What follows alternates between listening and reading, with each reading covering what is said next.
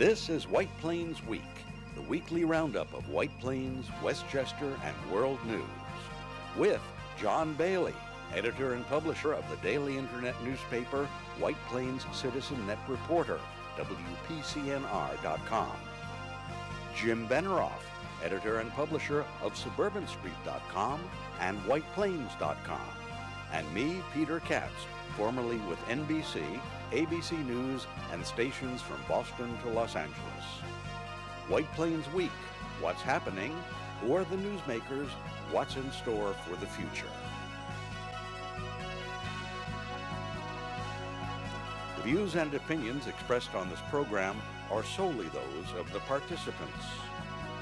White Plains Week is presented on Optimum Cable Channel 76, Verizon Fios Channel 45, and on the internet at whiteplainsweek.com, youtube.com, and wpcommunitymedia.org. Now, White Plains Week.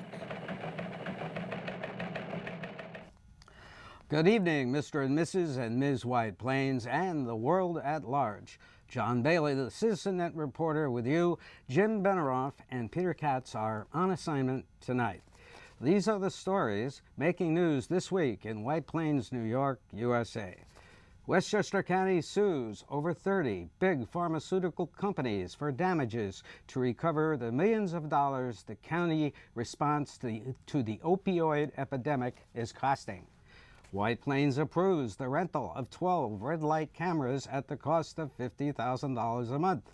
Practice stopping within 2.5 seconds, my friends. City also hires a data management company to improve traffic data analysis. County opens Ashford Avenue Bridge in Ardsley after 9 years of detours for residents of the river towns on the Hudson and in Ardsley.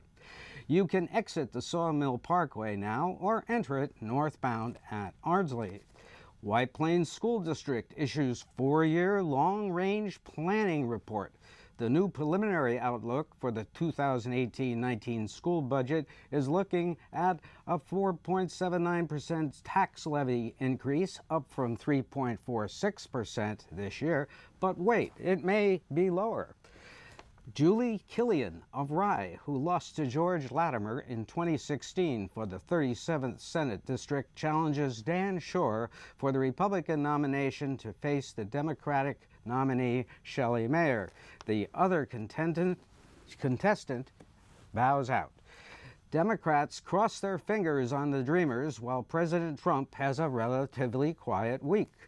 And the young woman who struck a Manhattanville student and killed him while driving drunk on the Anderson Hill Road underpass in November 2016 has pled guilty and is sentenced to 1 month in jail and 5 years probation and has had her license revoked. And now we go to the White Plains Week Rollo Newsreel March of Time. And the big news this week, in fact the shocker of the week, was George Latimer's press conference in which he announced a lawsuit. And let's go to that press conference now. Good morning. I'm County Executive George Latimer, and we're here to talk about a very significant action that Westchester County has taken today in coordination with what many other counties and municipalities have taken, and it deals with the epidemic that we're all experiencing in the opioid crisis. We have an epidemic that is understood by everyone involved in the healthcare field, in the police law enforcement field, and those of us as everyday residents and neighbors. We've all gone to too many funerals of young people who have died, and people, in fact, of all ages, who have died from opioid overdoses. My next-door neighbor's young son, 18-year-old young man, a wonderful man, died 2 Christmases ago from an opioid overdose. And we're seeing this happening at every different level of society. There was a time when drug abuse and drug fatalities were seen as something that happened amongst the poor in our urban centers. But now it is affecting the wealthy, the middle class, the working class, the upper middle, every sort of economic and demographic cross-section of the county and of the country. And so today our effort, interdisciplinary between people with very different expertises, is to deal with the manufacturers and distributors of the very drugs that have been the source of the addiction, and in seeking to try to get what we think is only a fair return from those companies to offset the cost that this epidemic has engendered. This epidemic has represented not only the loss of life, but the cost of taxpayers and others that have to offset the treatment, the public education, the law enforcement efforts that have to go above and beyond our normal efforts in order to fight this. And we think that it's wholly appropriate for those manufacturers who made the profit off of these products to now pay for that which their products have caused and created. We are trying to recover those damages through a lawsuit, which some of our individuals will talk about in some greater detail. The lawsuit, the complaint will outline the history of how these defendants, these companies have downplayed the risks that were associated with opioids such as OxyContin, fentanyl, and Percocet while aggressively marketing them. And in my private life, my professional life, I came out of a sales and marketing background in a different industry. And I understand the pressures of a salesperson trying to meet quota. I understand the pressures of trying to market a product or a service in order to reach a profitable goal. In quest of that effort, you do not look at the social costs of what you're doing. You only look at what your corporation requires you to do in order to hit your demand goals. In this case, human lives were at stake and taxpayers' dollars were at stake. We have had increase in county budgets for law enforcement, for emergency care, for first responder overtime, for Narcan training, and prevention and treatment programs. In this particular action, there will be no cost to the Westchester County taxpayers, but we believe that when we look at the record, 124 opioid deaths in Westchester County in 2016, that this is the right move for us to make. We believe we're on the side of right, and we believe that along with all of the other jurisdictions that are taking similar action, coordinated and otherwise action, that there is a legitimate claim that should be satisfied by the court. When it comes to opioids and prevention and our young people, there are critical things that they need to know. First, there needs to be an understanding about the relationship between mental health and self-medication and the importance of getting the right help and support along the way. There also needs to be understanding about the risks of legal prescriptions for things like sports injuries or wisdom tooth removal, and understanding how quickly a young mind can turn to an addicted mind or who can then become struggling with mental health issues. The same thing goes for experimentation. One thing that really needs to be made perfectly clear is that there is no such thing as experimentation with a 25-year-old and under and opioids. And as it relates to treatment, this is a unique opportunity because states across this country are spending millions and millions of dollars on treatment programs that aren't really working. We hear about people who go into treatment 10 or 15 times, come out and relapse, and it starts again. This is an opportunity to look at where treatment is going wrong. So as you all know, Westchester and our nation are in the throes of a new public health crisis, the opioid epidemic, which last year killed more of our people than motor vehicle accidents. I think you'll hear all kinds of statistics, but that statistic alone should get our attention. Prescription painkillers have actually overtaken heroin as the most common cause of opioid overdose deaths, and every measure must be taken to stop this dangerous trend. The reason that more overdoses occur from prescription opioids is simply because prescription opioids are very accessible. They are the most accessible form of opioids. And it is very important that we all remember that although pain medication may be very appropriate sometimes, it is incredibly important that we use the lowest effective dose for the shortest amount of time. I also want to remind people that they should never share their pain prescription with anyone else. When your doctor prescribes you a prescription as a painkiller, it is for you and you alone to take, and it should be taken only as directed. These pills can become very dangerous when you mix them with benzodiazepines such as Valium, or sleeping pills, or illicit drugs such as cocaine or heroin or alcohol, because all these things have one effect. They lower the body's ability to breathe, and when somebody dies of an overdose, they simply stop breathing. That's what happens. That's what kills you. That was Shirlita Ambler, the Commissioner of Health, and the next slide shows you a list of some of the companies, and they're all big names that are being charged in this suit. Johnson & Johnson, Watson Laboratories, McKesson Corporation, all names we know. And in the actual complaint filed by the attorneys, the defendants,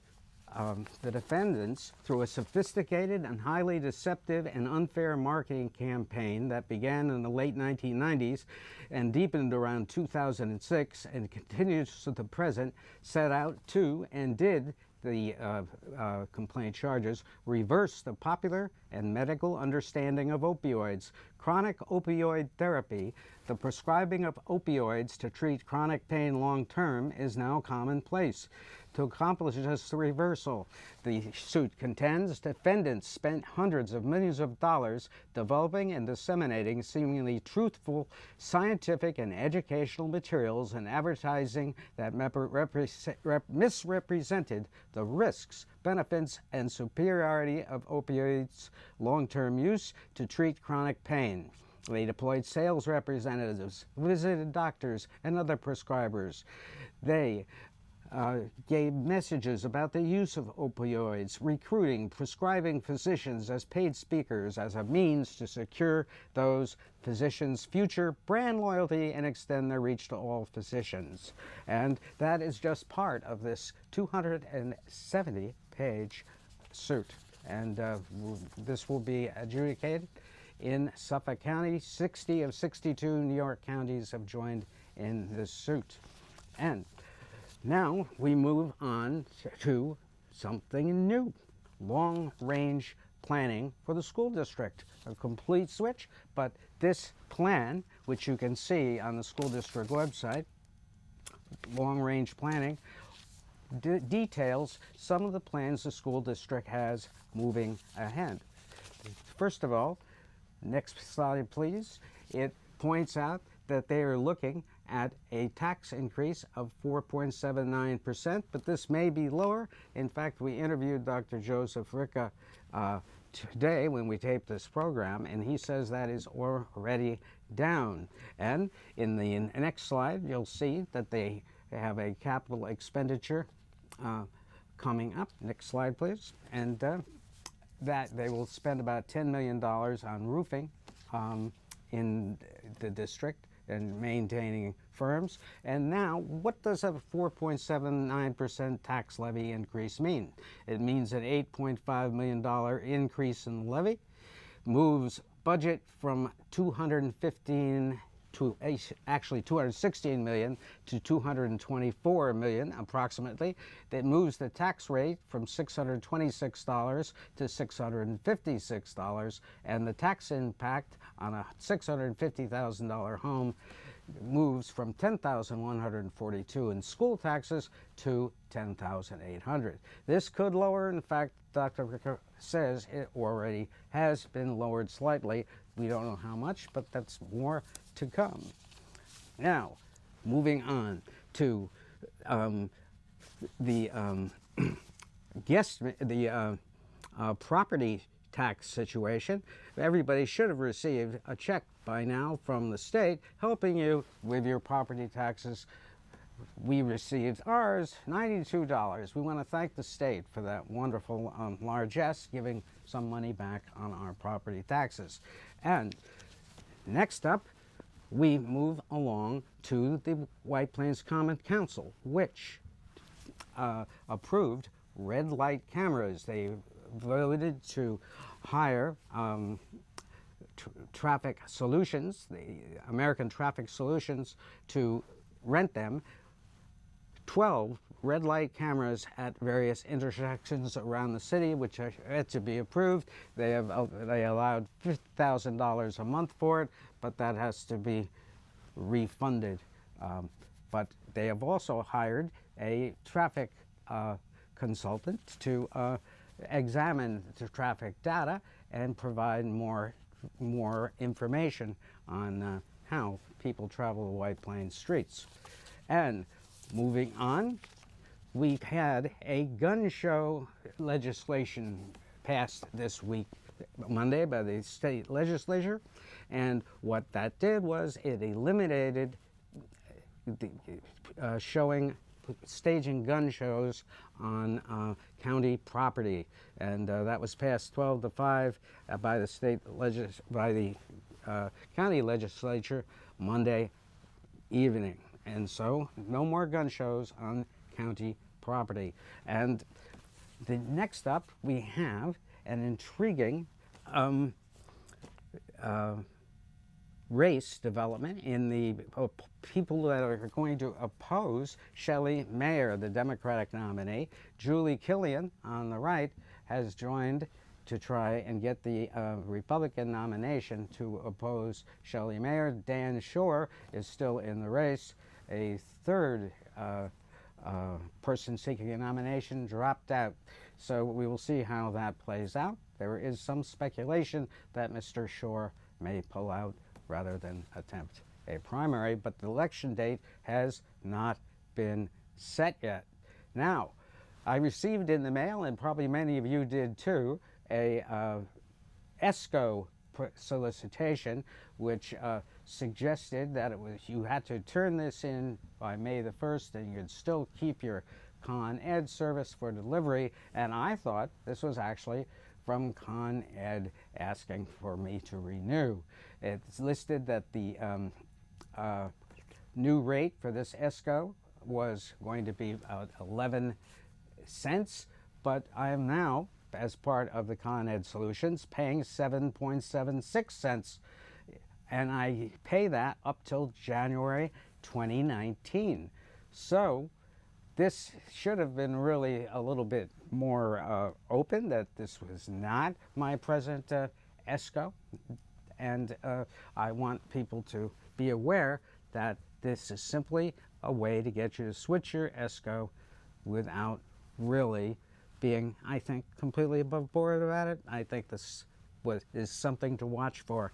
But if you already have the Constellation ESCO, which is Con Ed's provider of the electricity, you can just keep them and you're good till January. Now, this was not one of the great weeks in White Plains. It was a weather awful week. So those of you snowbirds who made the decision to get out of town, you made a good decision. Icy weather, and we had to store in a lot of ice melt, and the Northeast is having one of the most dreariest, coldest winters we've experienced in some time. The last time I can remember such a very bad week and a winter weather was back in 1996 when we had 76 inches of snow. That was the year of 16 snow days. We haven't had that many snow days this year, but we certainly have had a lot to deal with it. Now, moving along in the action, we have a time to come to Trump the president. It's been a reasonably quiet week in the Trump presidency. At the beginning of the week, Mr. Trump suggested a military parade showing off the nation's military might. But that was met by deaf ears and journalists' ridicule. Other than Veterans Day and Memorial Day parades locally honoring those who served America's armed forces and those who died in fighting those wars, America has never had a military muscle flexing parade, which those of us of a certain age remember were a staple of communist Russia in the 1950s and earlier by the Nazis in the 1930s, leading up to World War II. Then, earlier this week, the president said he wanted a solution for the Dreamers, still in limbo on their status. Then he changed his mind, saying he preferred a shutdown of the government, again, if no immigration solution to the immigration controversy was not found. Then, of all things, Senator Chuck Schumer and Senator Mitch McConnell negotiated a spending deal, lifting sequestering of military spending and restoring the Children's Health Care Program and funding of the National Institute of Health. only to be thwarted 5 hours before midnight Thursday evening by Senator Rand Paul of Kentucky, same state as Senator McConnell, I like to point out. And Rand Paul said he wanted to author an amendment extending the spending cuts restored by the Schumer-McConnell compromise. Then early Friday morning, the Senate passed the measure. We're taping on Friday morning. The House passed it, and now the president has signed it just before we went on the air, and the government stays open. Aren't we lucky? However, the Schumer-McConnell deal, the immigration issue, became roadkill, as Senator Schumer did not insist a solution be agreed to on the Dreamers, those children of immigrants who were born here and are citizens, but are still the sons and daughters of immigrants here illegally. This outraged Democrats, and especially Nancy Pelosi, who filibustered for 9 hours in the House, breaking the old record by 5 hours, which had stood since 1909 by records. And she protested this was a mistake to trust the Republicans and giving up the leverage of shutting down the government. It's hard to fill 30 minutes without filling 9 hours, so I salute her for pulling that together, and her staff. The week wrapped up with the Trump administration losing its chief of staff, who resigned when 2 former wives of his complained he had abused them. Another week of bumbling incompetency by the buffoons in Washington. So ended another week of the Trump presidency. Keep those seatbelts fastened, ladies and gentlemen. Still 3 years and 2 weeks to go before you're free to move around America again without worry. And now, right now, we want to take you down to Ardsley. Have you heard the expression, you can't get there from here? Well, that had been the truth if you were trying to get around the Ardsley area for the past couple of years.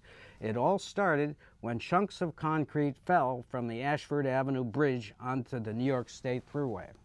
And it quickly became apparent that there were major issues with the bridge that spans the Thruway and Sawmill River Parkways. It turned out to be a long-term repair project, if there ever was one. The ramp, which allows traffic to get on and off the Sawmill River Parkway, had remained closed, making it even more difficult to get around and get to the river towns. And here is this Peter Katz video of the opening of this bridge. Business owners in the village of Ardsley were breathing a collective sigh of relief on February 6th when the Ashford Avenue Bridge's exit and entrance ramp to the northbound Sawmill River Parkway was finally reopened. The need to fully rehabilitate the deteriorated bridge, which straddles the Parkway and New York State Thruway, was recognized years ago. County Legislator Mary Jane Shimsky represents the area. I am so happy this day has arrived. We now have a safe bridge. We now have 4 full lanes to get the over 20,000 vehicles a day that use this bridge back and forth safely. Westchester County Executive George Latimer said infrastructure will be in his administration's sights. When you look at the situation with this bridge and the situation that it was in, it could have created a fatal incident. So while there may be situations that have to be addressed, at the highest level of priority, we're going to put time and attention into that. We're also looking for whatever funds that we have that can be reallocated and invested in the infrastructure, because there's a 20-year or a 30-year payback when you invest that type of money. So it is very important. I think we have to look at roads and bridges, things that you see, but also things you don't see, things that are underground, things, sewer pipes and water pipes and other things of that nature. So it's a wide range of things that fall under the topic of infrastructure. This, fortunately, is a very visible example of the unmet need, and we hope that the federal government, which has talked about providing money for infrastructure, will do that.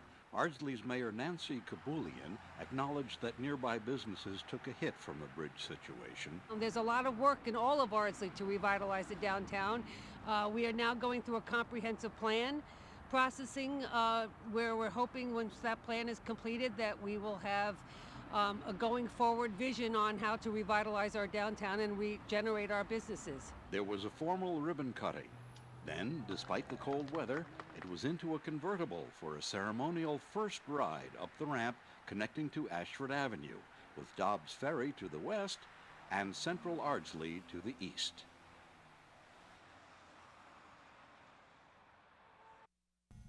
Well, that is definitely a terrific achievement. It's taken 2 years to build it, and they were ahead of schedule. And this is really great because it really created quite a bottleneck getting over to the river towns in the late afternoons or in the mornings for that matter. Now, a little note on real estate.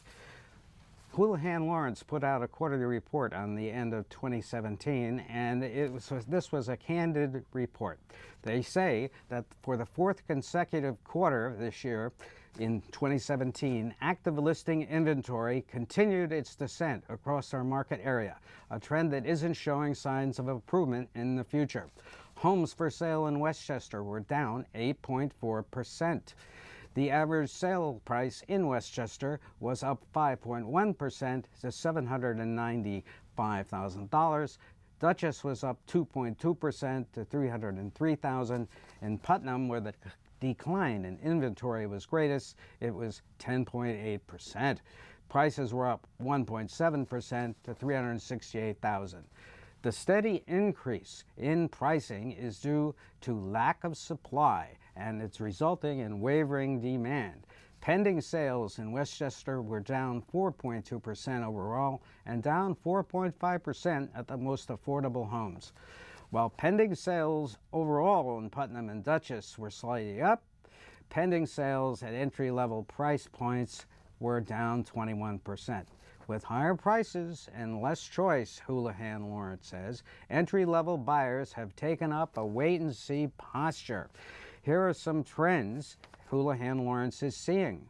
While we could initially attribute the reduced activity in the beginning of the year to the polar temperatures, activity levels have only slightly warmed up. Showings in our area are down 32%. So, if you are looking to put your home on the market, now might be a good time, we think. Now, sad note, a woman who drove drunk when she struck and killed Manhattanville College student Robert Shartner, 19, in White Plains in October 2016, was sentenced to 6 months in the Westchester County Jail and 5 years of probation. Emma Fox, 24 of Rye, also had her license revoked and will be required to wear an alcohol monitoring device, and an ignition interlock device must be installed in any vehicle in her house. So there's no day since October 9th, 2016 that I don't think about what happened and the pain I have caused the Shartner family, she said. So please do not drink and drive, because you never know what's going to happen. This is John Bailey. Good night for White Plains Week from Peter Katz and Jim Beneroff. Good night. This has been White Plains Week, news and commentary about White Plains, Westchester, and the world. The views and opinions expressed on this program were solely those of the participants. White Plains Week, produced by White Plains Citizen Net Reporter and presented on Optimum Cable Channel 76 and Verizon Fios Channel 45.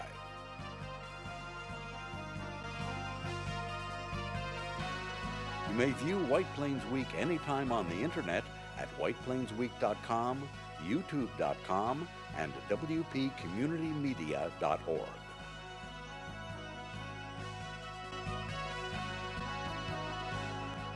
For White Plains Week, this is Peter Katz speaking.